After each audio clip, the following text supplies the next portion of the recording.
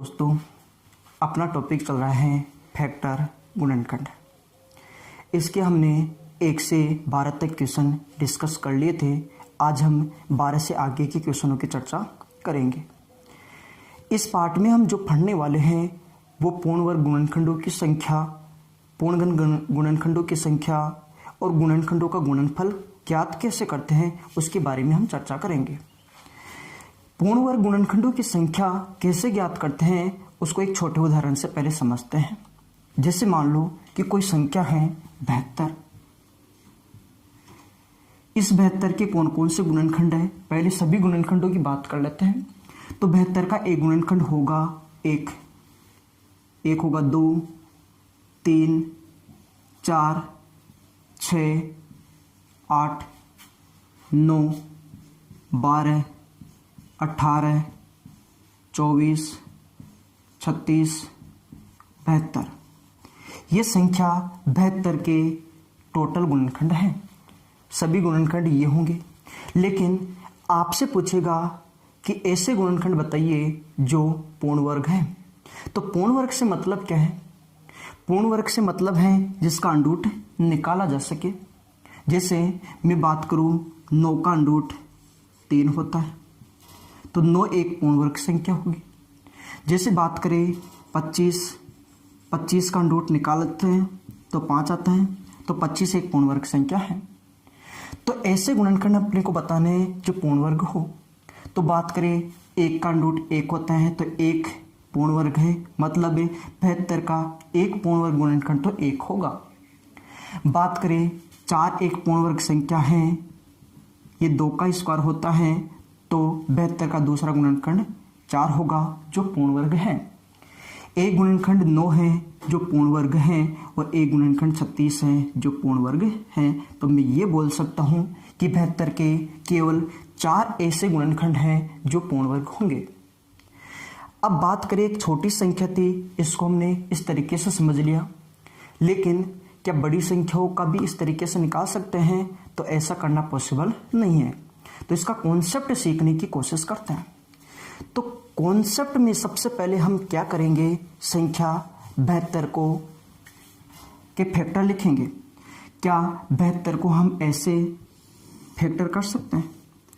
72 2 का भाग दिया 36, फिर 2 से डिवाइड किया, फिर 2 से डिवाइड किया, फिर 3 से डिवाइड किया और फिर 3 से डिवाइड किया 1।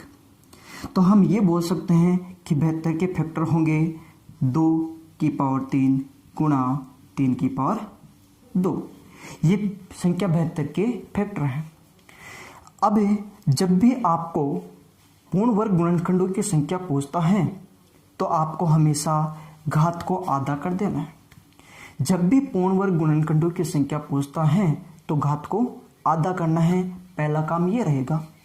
तो घात 3 है, इसका आधा होगा 1.5। यहाँ पे घात 2 है, इसका आधा करेंगे तो ये होगा 1।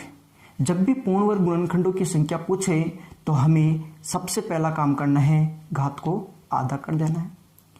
उसके बाद में यहाँ पे देखो कि घात बन गई 1.5 और यहाँ पे 1। पॉइंट से आगे के अंक को हटा देना है। पॉइंट से आगे के अंक को हटा देना है। यहाँ पे 1 पॉइंट से आगे की संख्या को हटा देना है। यहाँ पे रहेगा केवल 1। यहाँ पे पॉइंट से आगे कुछ नहीं है तो इसको सेम रखना है। यहाँ पे 1 है, यहाँ पे भी 1 होगा। प्रत्येक घात में 1 जोड़ते हैं और उन्हें आपस में गुणा करते हैं गुणनखंडों की संख्या के लिए। तो यहाँ पे घात 1 है, 1 में 1 जोड़ा 2 गुणा। यहाँ पे 1 है, 1 में 1 जोड़ोगे तो और 2 का गुणा 2 से किया तो 4। तो हम ये बोल सकते हैं संख्या 72 के पूर्ण वर्ग गुणनखंडों की संख्या होगी 4। पूर्ण वर्ग गुणनखंडों में बस ध्यान यही रखना है कि प्रत्येक घात को आधा करना है। यदि पॉइंट में आ गया तो पॉइंट वाली संख्या को हटा देना है, 1 जोड़ के गुणा कर देना है। आइए इससे रिलेटेड हम क्वेश्चन नंबर देखते हैं। Question number 13। नंबर 13 में आपसे बोला गया है यदि n बराबर 2 की पावर 9 गुणा 3 की पावर 7 गुणा 5 की पावर 4 गुणा 7 की पावर 3 गुणा 11 की पावर 2।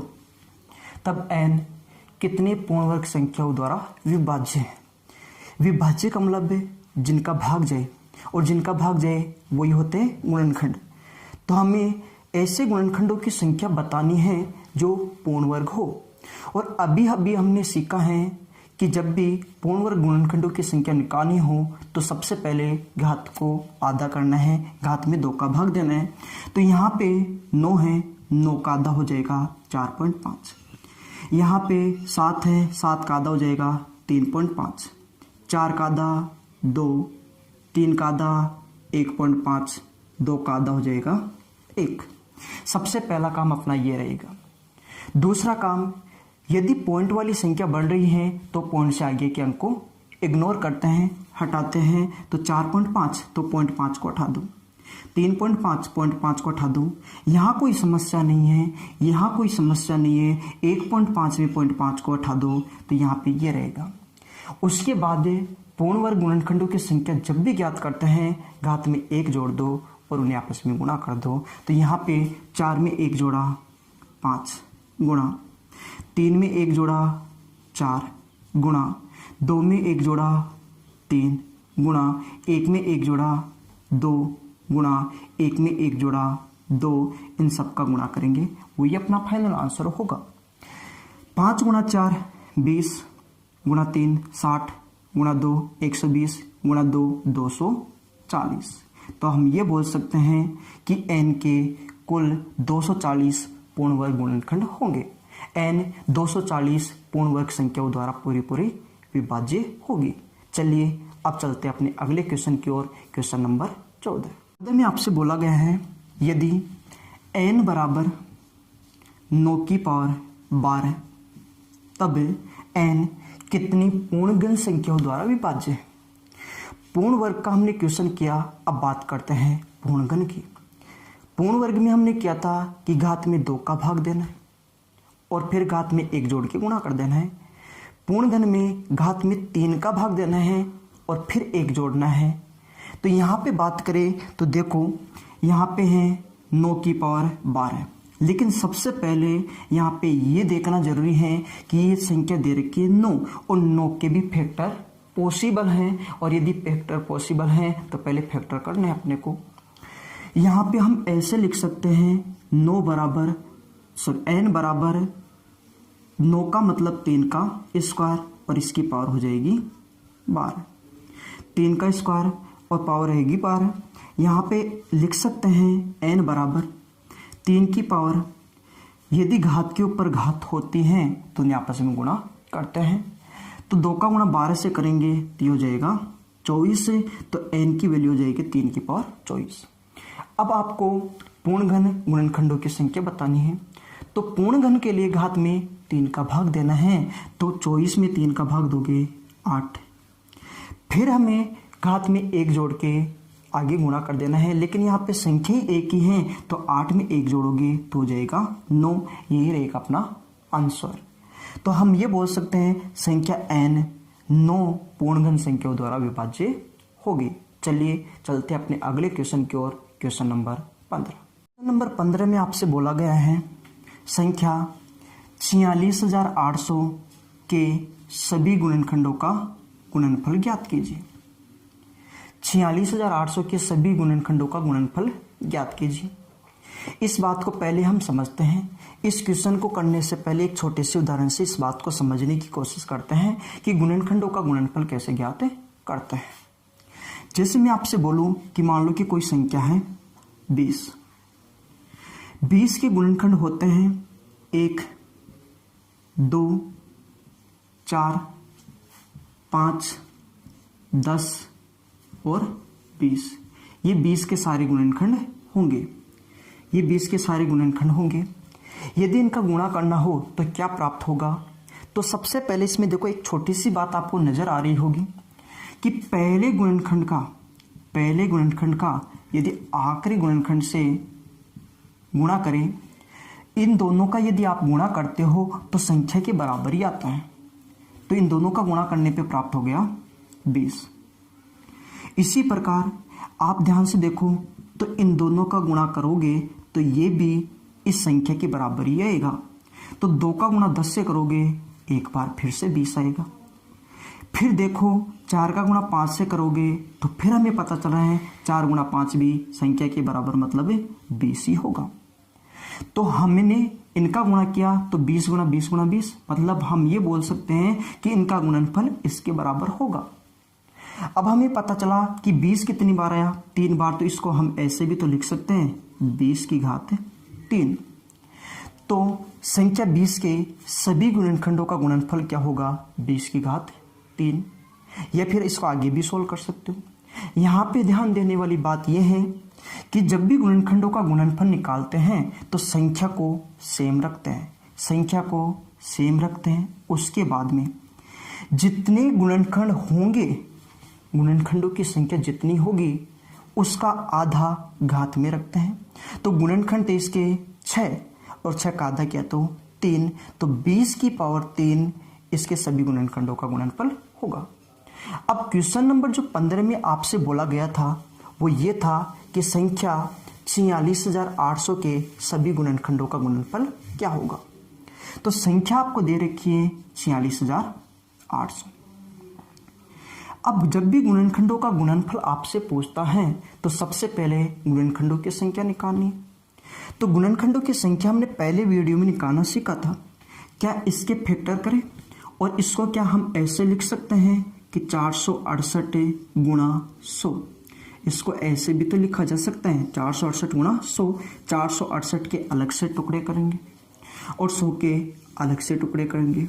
यदि इसके फैक्टर करें तो ये 2 से डिवाइड होता है, 234, फिर 2 से 117, 3 का भाग जाता है 117 में 39, 3 का भाग जाता है 13, 13 का भाग जाता है 1। इसी प्रकार 100 के फैक्टर करेंगे 2 50, 2 25, 5 5 5 1। तो हम ये बोल सकते हैं 46,800 में 2 कुल मिला के 4 बार आया, 2 की पावर 4 गुणा 3 आया है 2 बार, 3 की पावर 2 गुणा 5 आया है 2 बार, 5 की पावर 2 गुणा 13 आया है 1 बार, 13 की पावर 1। 46,800 के ये सारे फैक्टर होंगे। अब हम बात करें इनके गुणनखंडों की संख्या की। तो गुणनखंडों की संख्या हमने निकाली थी कि प्रत्येक पावर में 1 जोड़ दो और उन्हें आपस में गुणा कर दो। 4 में 1 जोड़ा 5, 2 में 1 जोड़ा 3, 2 में 1 जोड़ा 3, 1 में 1 जोड़ा 2, इनका गुणा करो। इनका गुणा करेंगे 5 3 15 3 45 का गुणा 2 से 90, मतलब ये हुआ संख्या 46,800 के कुल गुणनखंडों की संख्या होगी 90। अब हमने ये सीखा था कि जब भी गुणनफल ज्ञात करना हो तो संख्या को ऐसे कैसे लिखना है, 46,800 को ऐसे कैसे लिखना है और इसके ऊपर घात लगा देनी है गुणनखंडों की संख्या की आधी। तो 90 का आधा होगा 45। तो हम ये बोल सकते हैं संख्या 46,800 के गुणनखंडों का गुणनफल करोगे तो 46,800 की पावर होगी 45। यही होगा अपना फाइनल आंसर। आइए अब चलते हैं अपने अगले क्वेश्चन की ओर, क्वेश्चन नंबर 16। नंबर 16 में आपसे बोला गया है संख्या 4200 के सभी गुणनखंडों का गुणनफल ज्ञात कीजिए। संख्या दे रखी है 4200, इनका गुणनफल ज्ञात करना है। सबसे पहले इसके करेंगे फैक्टर। क्या 4200 को हम लिख सकते हैं 42 गुणा 100, 42 के अलग से फैक्टर करेंगे और 100 के अलग से फैक्टर करेंगे। इसमें 2 का भाग देंगे 21, 3 से 7 7 1। इसी प्रकार यहाँ पे देखो 2 से डिवाइड करेंगे 50, 2 25 बार जाएगा, 5 से 5 बार और फिर 5 का भाग देंगे 1 बार। क्या हम ये बोल सकते हैं कि 4200 के फैक्टर होंगे 2 आया है 3 बार 2 की पावर 3 गुणा 3 आया है 1 बार 3 की पावर 1, 5 आए हैं 2 बार और 7 आए हैं 1 बार। तो 4200 को हम इस तरीके से लिख सकते हैं। अब इसकी गुणनखंडों की संख्या निकालनी हो तो हमने सीखा है जब भी गुणनखंडों की संख्या निकालनी हो तो प्रत्येक घात में 1 जोड़ना है और उन्हें आपस में गुणा करना है। तो घात है 3, 3 में 1 जोड़ोगे 4, घात है 1 जोड़ोगे 2, घात है 2 1 जोड़ोगे 3, घात है 1 जोड़ोगे 2। इनका मल्टीप्लाई करोगे तो होगा 4 गुणा 2 8 गुणा 3 24 गुणा 2 48। मतलब ये बोल सकते हैं संख्या 4200 के गुणनखंडों की संख्या होगी 48। और गुणनफल में हमने ये सीखा था कि संख्या को ऐसे के ऐसे और इसकी घात लगा दोगे, जो गुणनखंडों की संख्या है उसकी आधी, तो घात में आएगा 48 का आधा 24। तो हम ये बोल सकते हैं संख्या 4200 के गुणनखंडों का गुणनफल होगा 4200 की पावर 24। यही रहेगा अपना फाइनल आंसर।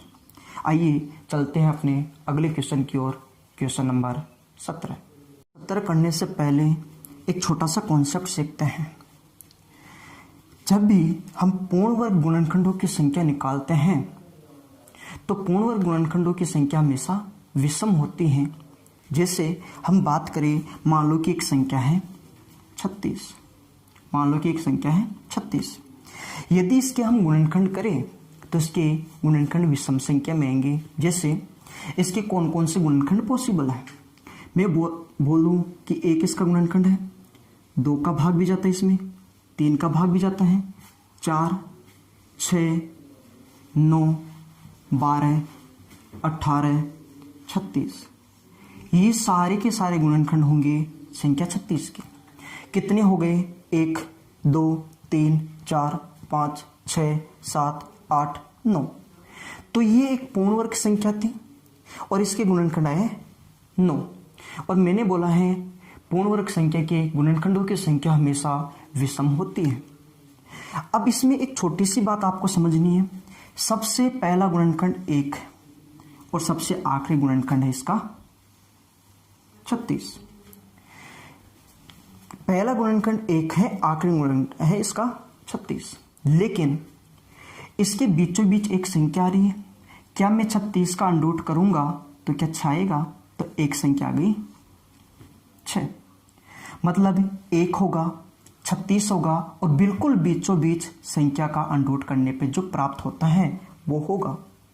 तो मैं ऐसे बोलूं कि 1 और 6 के बीच में गुणनखंडों की संख्या 3 है।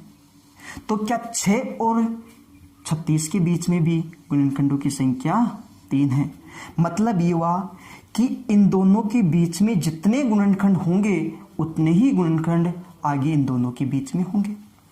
मान लो कि एक संख्या है n, माना कि एक संख्या है n, तो इसका एक गुणनखंड तो क्या होगा, 1 होगा। एक गुणनखंड तो क्या होगा, 1। पहले 36 के लिए मैंने 1 लिखा था तो n के लिए भी क्या है, 1। 36 के लिए मैंने लास्ट में क्या लिखा था, 36, तो n के लिए लास्ट में क्या लिखेंगे, n ही लिखेंगे। इतनी बात समझ में आ गई। अब आपको ये बात भी समझ लेनी है कि यहाँ पे 36 का अंडूट करने पे यहाँ पे लिखा था, तो यहाँ पे n का अंडूट करने पे यहाँ पे लिखेंगे, तो यहाँ पे आ जाएगा अंडूट n।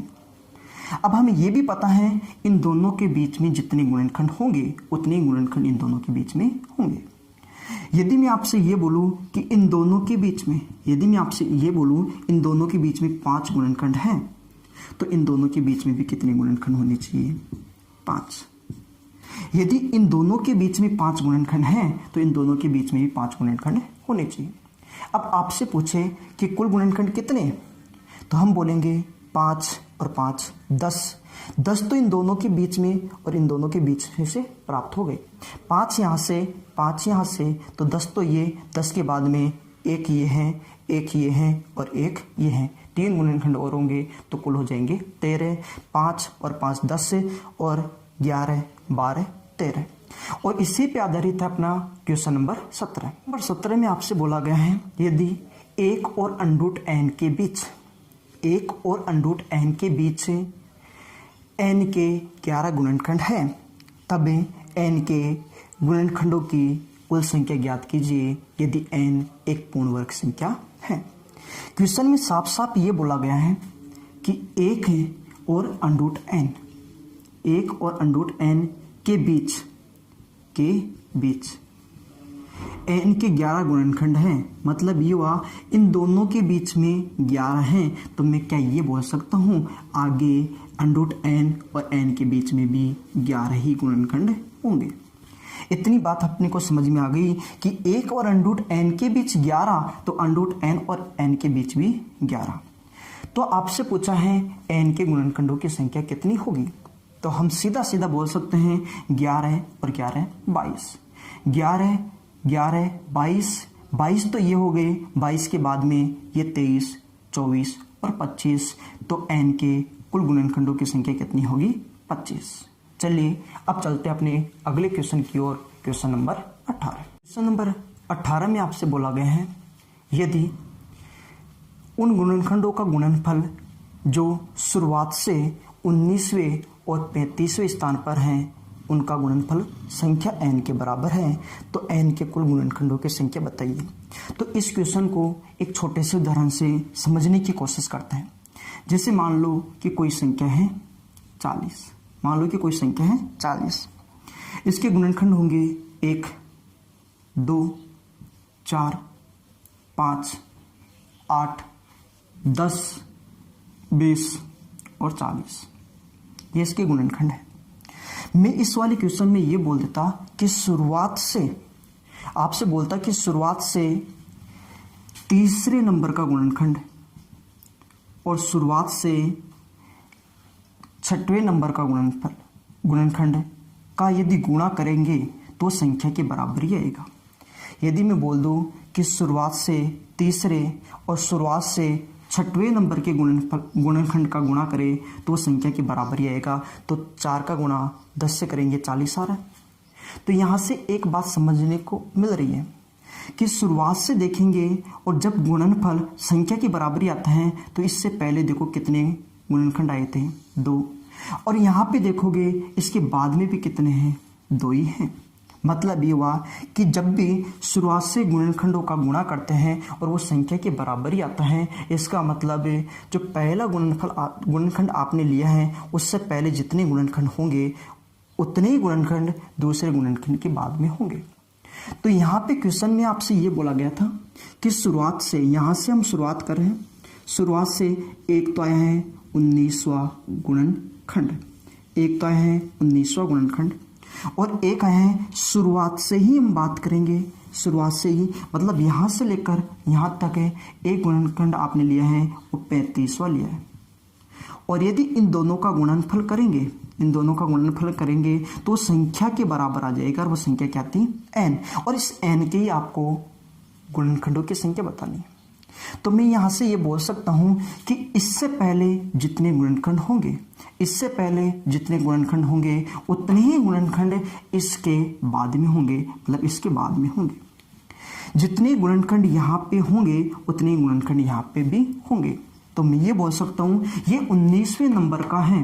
यदि ये 19वें नंबर का है तो इससे पहले कितने गुणनखंड हो गए 18, इससे पहले कितने गुणनखंड 18, मतलब यहाँ से 19वें से पहले कितने हो गए 18, तो यह 35 के बाद में भी कितने हो जाएंगे 18।